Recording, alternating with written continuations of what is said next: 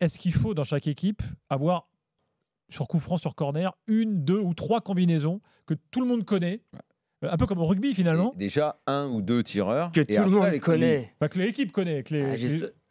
Oui, que l'équipe, sûr. son équipe, bien sûr. Ouais, non, il faut même, je dirais, voir 3, 4, 5 combinaisons. Pas Mais ça, tu ne vois pas quand tu regardes les matchs de Ligue 1, tu le constates pas que ça existe. C'est là que ça pêche pour moi, c'est qu'il n'y a pas d'effet de surprise. Il y a un tireur, il frappe dans la zone, effectivement. Lui, choisit plus de la zone. Mais il serait bon, je pense, d'amener un effet de surprise, une feinte.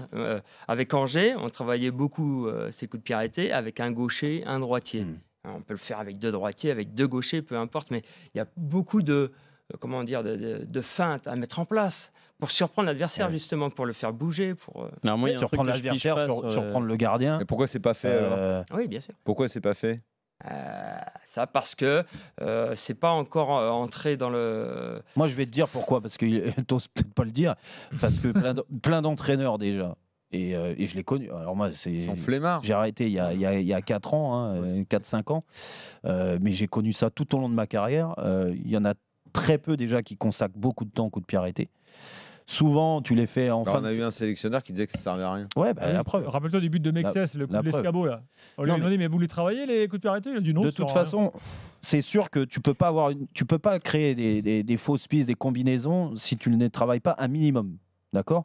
Donc, tu as des entraîneurs qui te le font, les coups de pied arrêtés, j'en avais plein. Et l'ensemble, en France, je te parle, c'est le jeudi, donc c'était à 48 heures du match, où c'est une.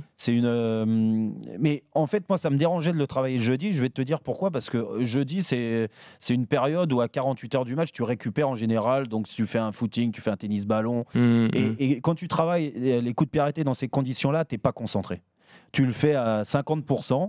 Toi, alors le tireur, tu es concentré, mais les autres qui sont au marquage ou qui veulent attaquer le ballon, ils le font à moitié. Ça sert à rien, mais à rien du tout.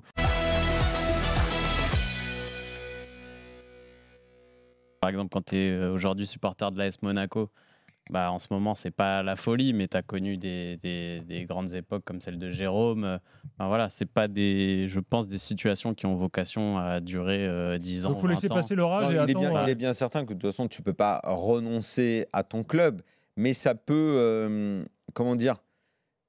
te brouiller avec éventuellement ton club parce que tu as le sentiment que tu ne reviendras jamais en arrière, qu'il y a une forme on va dire de modernisme contre lequel tu ne pourras pas lutter. Et c'est un peu comme si on t'avait volé ton club, qui en fait n'est plus un club de foot, mais une entreprise de nature différente.